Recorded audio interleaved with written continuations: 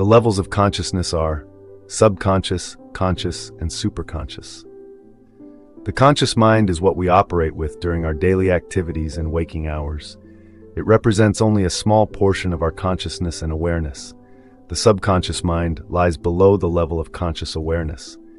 Its physical seat in the body is the lower brain and the spine. It records everything we do, every activity we engage in, our thoughts about those activities, our likes and dislikes about what we encounter each day.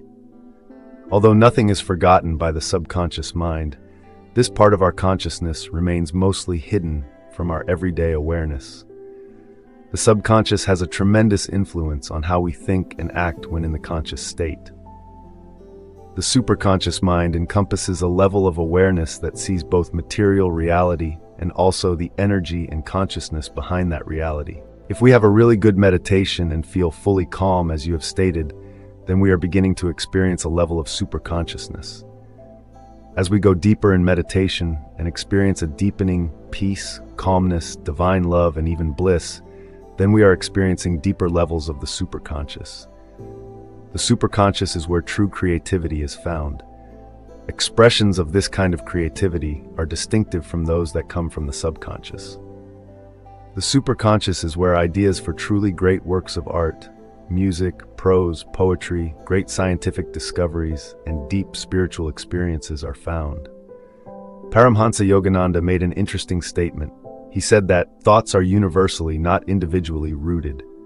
This means that as we elevate our consciousness and access the superconscious, we are accessing the thoughts that live on that level of consciousness. These thoughts don't belong to us, but are universally available to those who live more on that level of consciousness. The opposite is also true. If we live mainly on the conscious or subconscious level, then we attract the kinds of thoughts that live on those levels of consciousness. Generally speaking, the conscious mind sees everything as separate from each other. A chair is only a chair. A person is simply the body they inhabit and nothing more.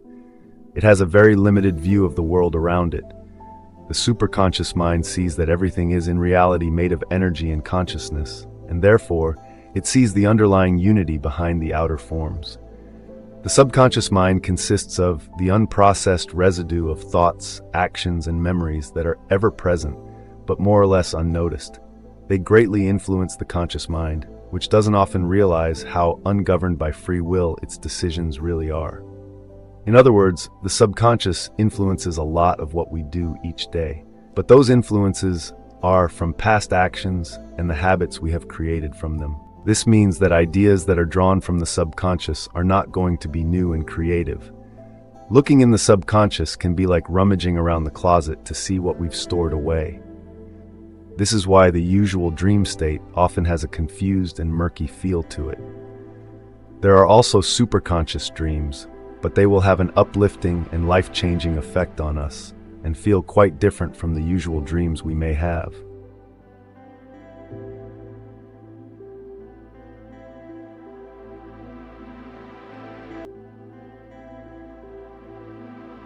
Intuitive insight is an expression of superconsciousness.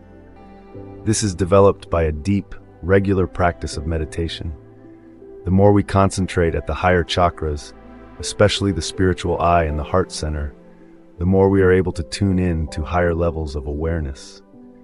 Yoganandaji taught that the spiritual eye is like a sending station that can project our thoughts and questions to the divine. The heart is the receiving station and is able to draw intuitive answers. But our consciousness needs to be calm and impersonal before we can clearly send or receive thoughts clearly. This is why deep meditation is so important to the process. Also remember that devotion and surrender to God is essential. We must want to do His will, not just develop powers. Self-awareness enables us to rise or fall as we choose. God is within you.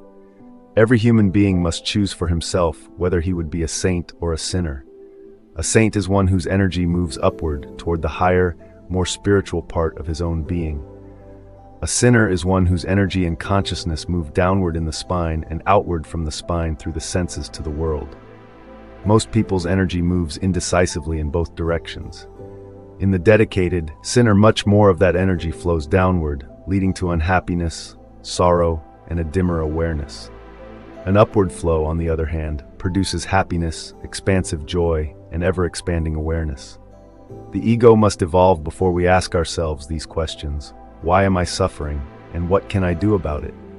After many incarnations, a human being realizes that happiness is a state of mind, and that sharing with others is more fulfilling. His consciousness becomes focused on becoming a source of happiness for others and for sharing peace, love, and understanding. This truth is universal because the soul's natural impulse is to reach toward its origin in God. Out of ignorance, the more one contracts, the more suffering is drawn to oneself. Self-limitation contradicts the soul's inherently expansive urge, which it silently holds up as a reminder. We need to transcend the ego to become a vessel of higher consciousness and joy. The more expansive our consciousness becomes, the greater the sense of true fulfillment we experience.